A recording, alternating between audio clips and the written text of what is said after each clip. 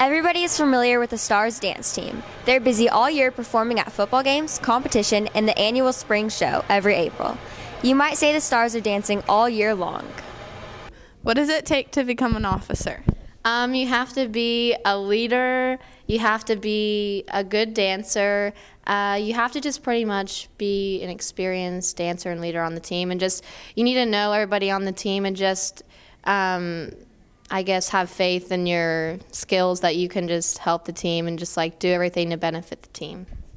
It definitely takes a lot of leadership and knowing what to do and just having fun. What are you looking forward to for next year? A lot of new girls are trying out, like Andrea, and just a lot of my friends are trying out, so I'm really excited. I'm really excited for the new team and being a senior and football season because that's the best, so I can't wait. Next year, I'm expecting just to uphold the same reputation that we've had just around the school and just to be the positive influence. And so I'm just hoping that we just have a lot of great new candidates on the team. What have you enjoyed about Stars? I really like all the friendships that I've made over the years, and just like all the hard work that we put into it, and being able to perform and show everyone what we got. Good luck to all the new members who were chosen this past weekend. You've got another busy year ahead. Keep on shining, Stars. For Racc-Tv, I'm Madison Hildreth.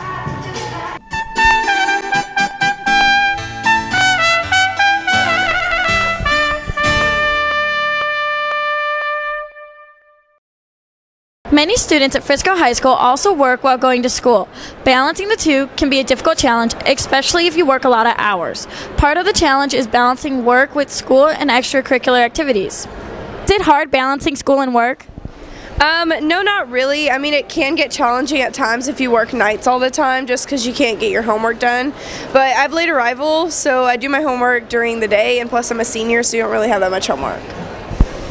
It's hard sometimes, but I don't know. It works out pretty well, I guess. I don't know. Somewhat. I leave the school, I get ready for work, and then I have work until around 10, 11 some nights. I get home, go to sleep around 1 or 2, wake up around 7 in the morning to go to school, so you just have to get used to sleeping very late and waking up early.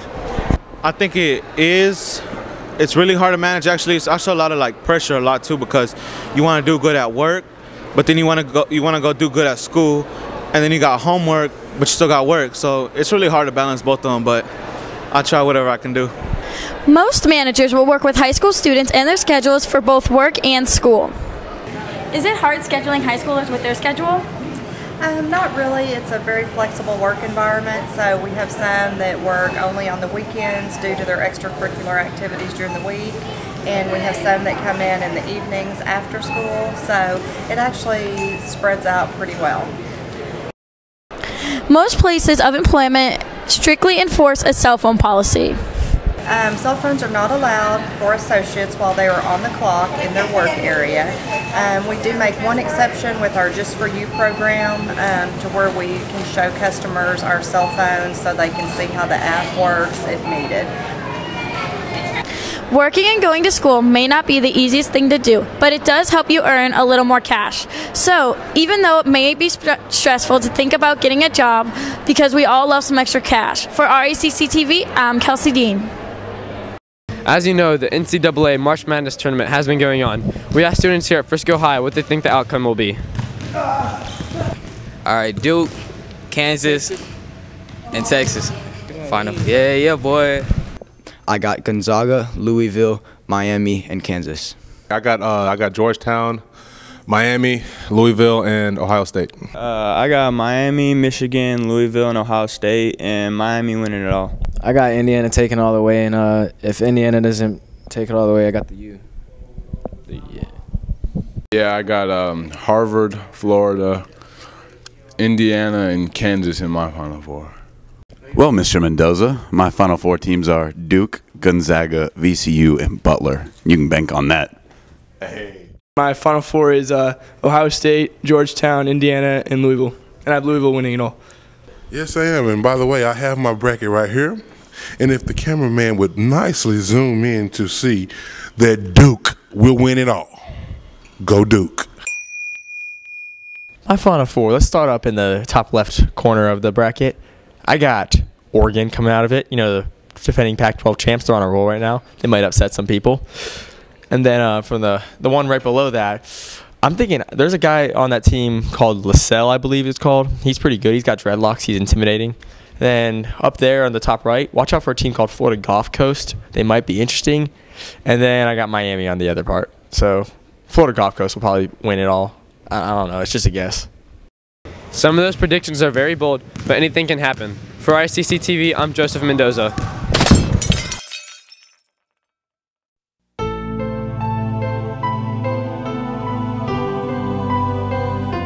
Hello everyone, I'm Forrest Jackson, but you may know me as Flores Jackson from the weather. I need to talk to you about a serious problem sweeping the nation. Incidents of this problem are drastically rising during this time of year.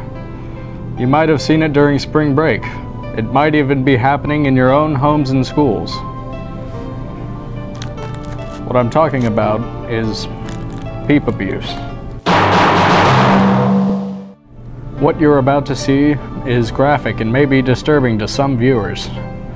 The average peep starts its life in tight, small living conditions, separated from its family and packed into a container, 10 to a box, unable to roam free.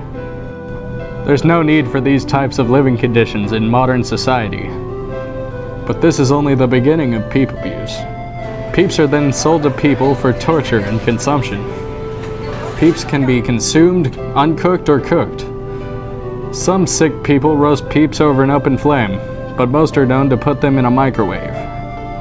The creative sadistic types even like to throw in graham crackers and chocolate into the equation. Look at this poor fella right here. He's so badly burnt I can't even tell whether he's a bird peep or a rabbit peep. Don't have peep abuse on your conscience. When you see it, report it. The peep you save could be your own.